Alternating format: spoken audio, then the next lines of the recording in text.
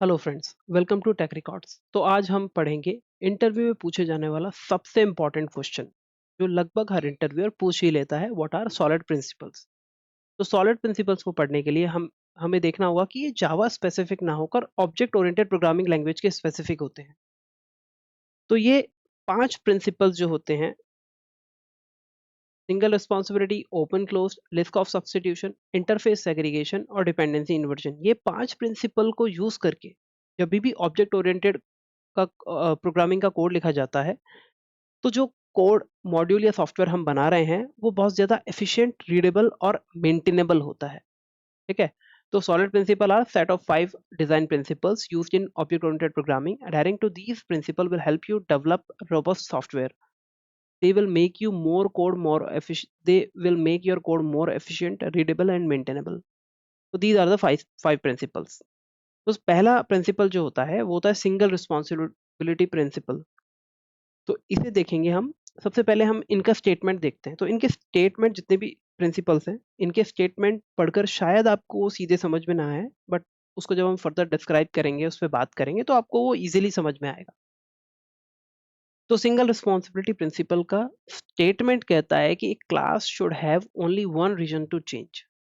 एक क्लास के पास केवल एक रीजन ही होना चाहिए चेंज होने का। ठीक है? इसका मतलब एक क्लास के पास एक ही रिस्पॉन्सिबिलिटी होनी चाहिए। इसको थोड़ा-सा और डिफाइन करता हूँ, एक एग्जांपल से देखते हैं। मान लो एक व्यक्ति है विवेक। विवेक ने सोचा कि उसके पास एक क्रिकेट ग्राउंड है, तो विवेक ने सोचा यार एक क्रिकेट मैच ऑर्गेनाइज़ करता हूँ। तो विवेक ने क्रिकेट मैच ऑर्गेनाइज़ करने के लिए सबसे पहले रिक्वायरमेंट चेक करी कि क्या-क्या चीज़ें उसे चाहिए होंगी। तो उसने ये 4 चीज़ें नोट डाउन की कि एक क्रिकेट मैच ऑर्गेनाइज़ करने के लिए प्लेयर का सिलेक्शन चाहिए होता है, मैच कमेंट्री चाहिए होगी, टिकट के डिस्ट्रीब्यूशन चाहिए होंगे, मैच ब्रॉडकास्ट चाहिए होगा। ठीक है? क्योंकि मैच को ब्रॉडकास्ट भी करना होगा। तो विवेक ने क्या सोचा कि वो अकेला तो ये सब चीज़ें नहीं कर सकता, अदरवाइज़ तो मैच हो ही नहीं पाएगा। तो उसने सोचा कि क्यों ना क्वालिटी मेंटेन करते हुए मैं खुद ये 4 चीज़ें जो हैं, इनको अलग-अलग लोगों को डिवाइड कर दूँ, सेग्रीगेट कर दूँ, ये रिक्वायरमेंट। ठीक है? विवेक ने सोचा कि जो रिस्पॉन्सिबिलिटीज़ हैं, इनको सेग्रीगेट कर देता हूँ। प्लेयर सिलेक्शन किसी और के पास दे देता हूँ, मैं ऐसे ही मैच ब्रॉडकास्ट किसी और के पास, मैच कमेंट्री, टिकट डिस्ट्रीब्यूशन किसी और के पास। ठीक है? और मैं खुद मैनेजमेंट करूँगा। ठीक है? तो इसको अगर आप कोड के थ्रू देखें, ठीक है? तो प्लेयर सिलेक्शन एक क्लास करेगी, मैच कमेंटेटर एक क्लास होगा। ठीक है? प्लेयर सिलेक्शन में प्लेयर के सिलेक्शन का कोड होगा, मैच के कमेंटेटर में मैच की कमेंट्री होगी, टिकट की डिस्ट्रीब्यूशन में टिकट का डिस्ट्रीब्यूशन होगा, ऐसे ही ब्रॉडकास्टिंग में ब्रॉडकास्टिंग का लॉजिक होगा। ठीक है? तो ये जो चारों क्लासेस हैं, ये इस तरह से अगर अपन कोड करेंगे तो ये बता रहे हैं कि हर एक क्लास के पास केवल एक ही रीज़न है चेंज होने का। ठीक है? अगर प्लेयर के सिलेक्शन का प्रोसेस चेंज होता है तो इन तीनों क्लासेस के ऊपर कोई इम्पैक्ट नहीं पड़ेगा, केवल इसी क्लास के ऊपर इम्पैक्ट पड़ेगा। ठीक है? और अगर इसी तरह से टिकट के डिस्ट्रीब्यूशन के प्रोसेस में कुछ चेंज हुआ तो बाकी तीनों में कोई इम्पैक्ट नहीं पड़ेगा। तो देखें कि सिंगल रिस्पॉन्सिबिलिटी प्रिंसिपल कह रहा है कि class should have only one reason to change, which means every class should have a single responsibility. ठीक है? इसका मतलब ये नहीं है कि एक ही मेथड होगा, मगर एक ही तरह की फंक्शनैलिटी उसमें होगी। मतलब इस मैच कमेंटेटर के अंदर कमेंट्री से रिलेटेड ही सारे फंक्शंस होंगे। ठीक है? ना कि टिकट डिस्ट्रीब्यूशन या मैच ब्रॉडकास्टिंग से रिलेटेड। अगला सॉलिड प्रिंसिपल आता है ओपन क्लोज्ड प्रिंसिपल। इसका स्टेटमेंट क्या कहता है? सॉफ्टवेयर एंटिटीज मतलब क्लास, मॉड्यूल्स या functions should be open for extension but closed for modification.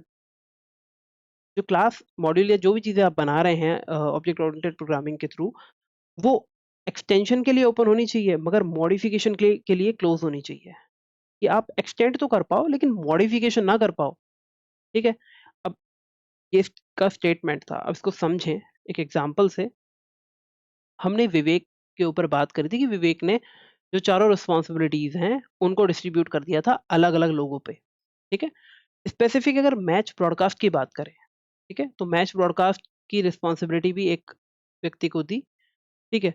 अब मैच ब्रॉडकास्टर ने क्या किया कि उसने कुछ सेट ऑफ रूल्स बनाए और बोला कि जितनी भी ब्रॉडकास्टिंग होंगी, चाहे टीवी ब्रॉडकास्ट हो, चाहे मोबाइल ब्रॉडकास्ट हो, वो सभी उन रूल्स को यूज़ करेंगी, ठीक है?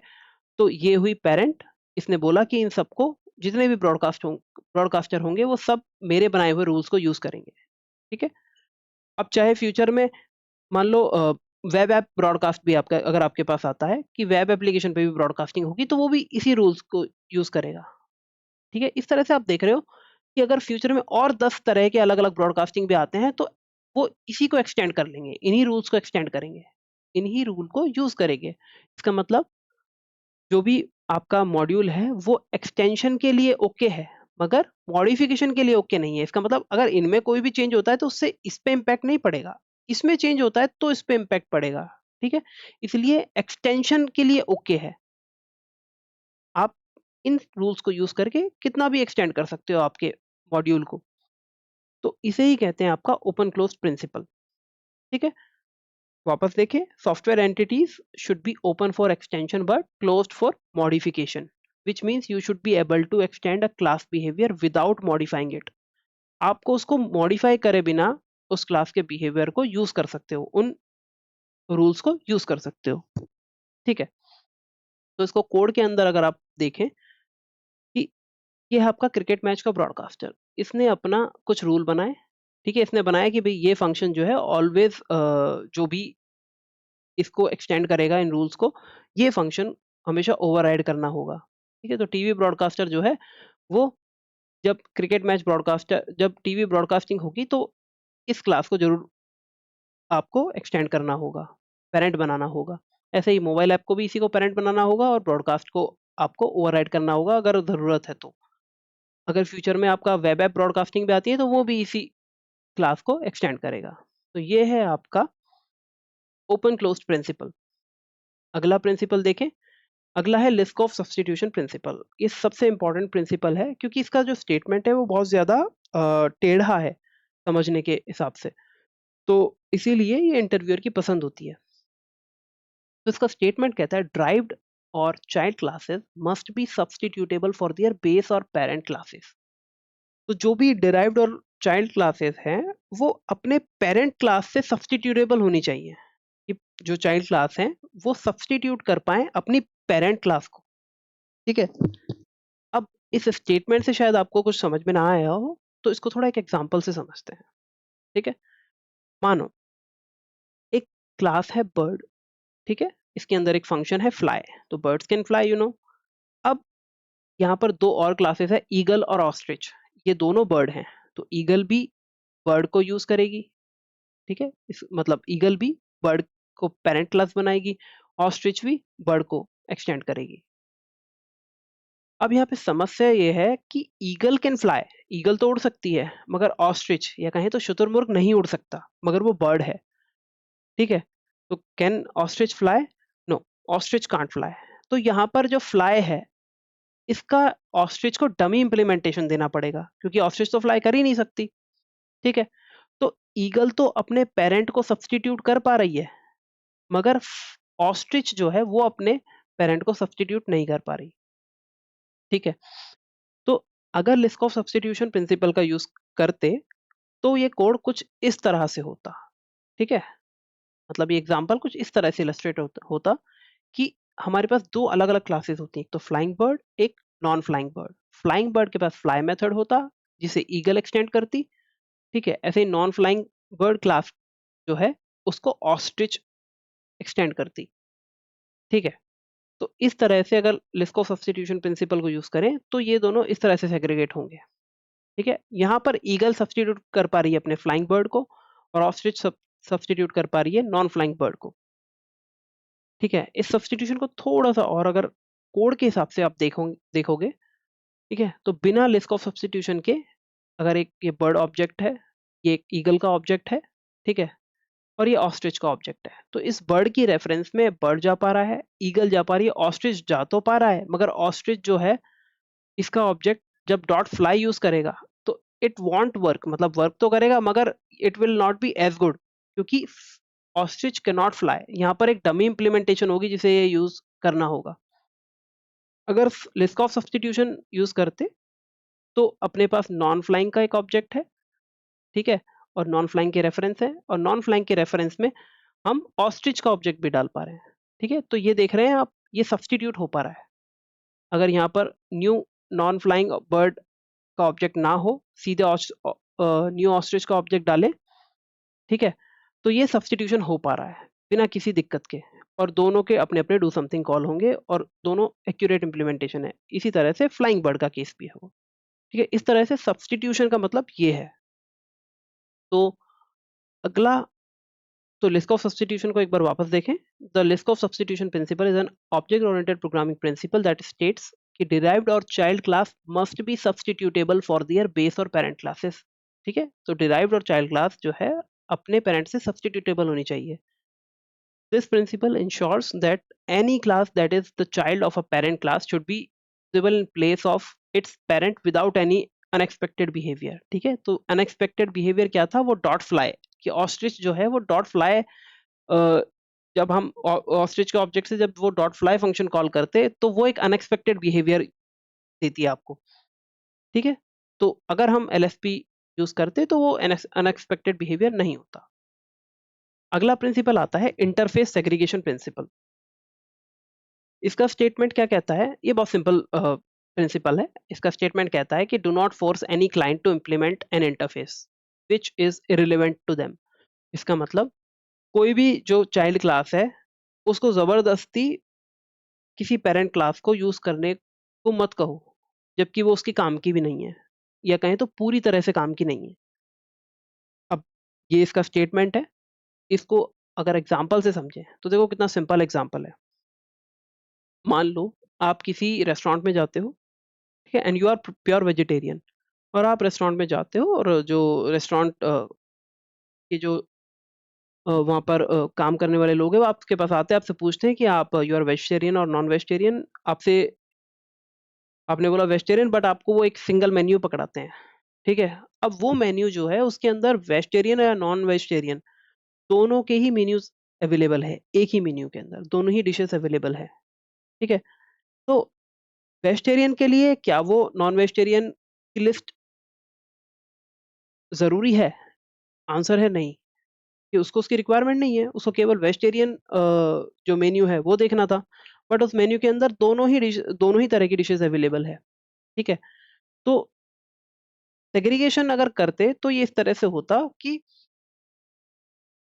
वहाँ पर 2 मेन्यू होते हैं, एक होता वेजिटेरियन का मेन्यू और एक होता नॉन वेजिटेरियन का मेन्यू। तो वेजिटेरियन के मेन्यू में वेजिटेरियन डिशेज़ होती और नॉन वेजिटेरियन मेन्यूज़ में नॉन वेजिटेरियन डिशेज़ होती, और एज़ पर द रिक्वायरमेंट जो है वहाँ के वेटर्स जो हैं वो जो कस्टमर है उनको वो स्पेसिफिक मेन्यू देते हैं, ठीक है। तो do not force any client to implement an interface which is irrelevant to them. Okay, अब इसका थोड़ा कोड में अगर आप देखें, अगर अभी भी समझ में नहीं आया, तो इंटरफेस सेग्रीगेशन प्रिंसिपल कहता है कि एक वेजिटेरियन मेन्यू जो है ये इसका इंटरफेस होगा, एक नॉन वेजिटेरियन का इंटरफेस होगा, ठीक है। ये दोनों अलग अलग इंटरफेस होंगे, इसके थ्रू लिस्ट मिलेगी वेजिटेरियन मेन्यू की, इसके थ्रू नॉन वेजिटेरियन मेन्यू की। तो क्लास जो वेजिटेरियन मेन्यू की होगी वो अपनी खुद की वेजिटेरियन मेन्यू, आई वेजिटेरियन मेन्यू का इंटरफेस इंप्लीमेंट करेगी, और नॉन वेजिटेरियन मेन्यू क्लास जो है आई नॉन वेजिटेरियन मेन्यू इंटरफेस को इंप्लीमेंट करेगी, ठीक है। तो इनके अंदर अपने अपने सेग्रीगेशन हुए। तो जब इंटरफेस दोनों सेग्रीगेट है तो ये काम इजीली हो सकता है। अदरवाइज वेजिटेरियन मेन्यू क्लास को भी सिंगल ही इंटरफेस इंप्लीमेंट करना होता और उसके अंदर वेजिटेरियन और नॉन वेजिटेरियन मेन्यू दोनों देना पड़ता, विच इज इररिलेवेंट, ठीक है। तो ये था आपका इंटरफेस सेग्रीगेशन प्रिंसिपल। अगला प्रिंसिपल है डिपेंडेंसी इन्वर्जन प्रिंसिपल, ठीक है। इसका स्टेटमेंट कहता है high level module should not depend on low level modules. High level modules should not depend on low level modules, both should depend on abstraction. दोनों depend करने चाहिए abstraction पे। अब ये कितना डिफिकल्ट स्टेटमेंट है, इसको थोड़ा समझेंगे। इसका मतलब क्या है, एक एग्जांपल देखते हैं, अपन आगे बढ़ते हैं, ठीक है। तो मानो एक क्लास है नोटिफिकेशन, उसके अंदर एक मेथड नोटिफाई यूजर है, दूसरी क्लास है ईमेल नोटिफिकेशन और तीसरी क्लास है ईमेल एंड मैसेज नोटिफिकेशन। तो अगर ईमेल नोटिफिकेशन भेजने हैं आपके यूजर्स को, ठीक है, तो ये क्लास है, और अगर ईमेल के साथ मैसेज के नोटिफिकेशन भी भेजने हैं तो ये क्लास है। ठीक है, तो ईमेल नोटिफिकेशन क्लास है, वो एक्सटेंड कर रही है आपकी नोटिफिकेशन को, और email and message notification class है, वो भी एक्सटेंड कर रही है आपके नोटिफिकेशन को। ठीक है, अब एक क्लास है एम्प्लॉय। अब एम्प्लॉय क्लास को अगर अपने एम्प्लॉयज को नोटिफिकेशन भेजना है केवल, ठीक है, अगर केवल नोटिफिकेशन भेजना है तो वो यहाँ पर एक ऑब्जेक्ट बनाएगा ईमेल नोटिफिकेशन क्लास का, और इसके थ्रू अपने एम्प्लॉयज को नोटिफिकेशन भेज सकता है। अगर मान लो रिक्वायरमेंट हुई आपको अपने एम्प्लॉयज को ईमेल के साथ साथ मैसेज के नोटिफिकेशन भी भेजने की, तो आपको यूज करनी पड़ेगी email and message notification class, मगर आपने यूज करी हुई थी ये ईमेल नोटिफिकेशन क्लास। ठीक है, अब यहाँ पे आपकी रिक्वायरमेंट चेंज हुई, मगर आपके पास ऑलरेडी ये अवेलेबल था। ठीक है, तो आपको अब इस एम्प्लॉय क्लास को चेंज करना पड़ेगा और इसमें ऑब्जेक्ट यूज करना पड़ेगा ईमेल एंड मैसेज नोटिफिकेशन का। इसके बजाय आप क्या कर सकते थे, ठीक है, तो अब ये तो काम करना नहीं है, तो इसके बजाय आप क्या कर सकते थे कि आपको एम्प्लॉय क्लास ना चेंज करनी पड़े, आप एम्प्लॉय क्लास में यूज कर सकते थे डायरेक्ट नोटिफिकेशन का रेफरेंस। ठीक है, इसका मतलब आपने डिपेंड किया नोटिफिकेशन पे। Okay, you are depending on abstraction कि पता नहीं किसका ऑब्जेक्ट आएगा, इसके किसी भी चाइल्ड क्लास का ऑब्जेक्ट आप डाल सकते हो अगर आपने यूज करी हुई है नोटिफिकेशन के रेफरेंस। फिर चाहे और 10 तरह की अलग अलग इंप्लीमेंटेशन के ऑब्जेक्ट आप यहाँ पर यूज कर सकते थे अगर आपने एब्स्ट्रैक्शन को यूज किया होता। इफ ये एम्प्लॉय क्लास जो है एब्स्ट्रैक्शन पे डिपेंड होती, मतलब चाइल्ड पेरेंट क्लास के रेफरेंस वेरिएबल पे डिपेंडेंट होती, तो यही डिपेंडेंसी इन्वर्जन प्रिंसिपल होता है। ओके, तो डिपेंडेंसी इन्वर्जन प्रिंसिपल का कोड देखें कि एक नोटिफिकेशन जो इंटरफेस है हमारा पेरेंट था, ठीक है, एक ये ईमेल नोटिफिकेशन है क्लास जिसने एक्सटेंड इंप्लीमेंट किया है इस नोटिफिकेशन इंटरफेस को, ऐसे ही ईमेल विद मैसेज है जिसने इंप्लीमेंट किया है इसी नोटिफिकेशन इंटरफेस को। ये हमारी एम्प्लॉय क्लास ने ईमेल नोटिफिकेशन जो है भेजने के लिए इस क्लास का रेफरेंस यूज किया है। ठीक है, और ये कंस्ट्रक्टर के थ्रू हमने इस ईमेल नोटिफिकेशन का ऑब्जेक्ट इसको प्रोवाइड कराया, और यहाँ पर एक मेथड है जो ईमेल नोटिफाई करेगा। ओके, तो अभी एम्प्लॉय क्लास जो है इसके अंदर हमने ईमेल नोटिफिकेशन का ऑब्जेक्ट बनाकर भेजा और एम्प्लॉयज को नोटिफाई किया। तो जब हम इसको रन करेंगे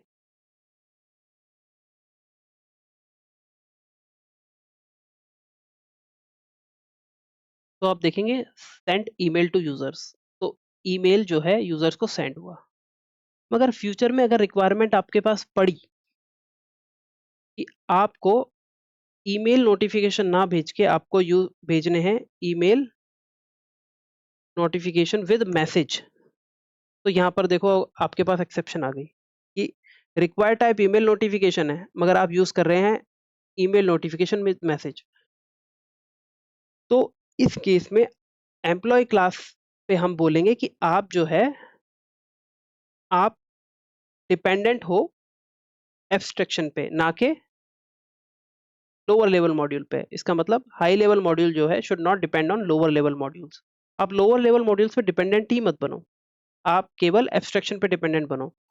तो यहाँ पर हम नोटिफिकेशन का रेफरेंस रखेंगे,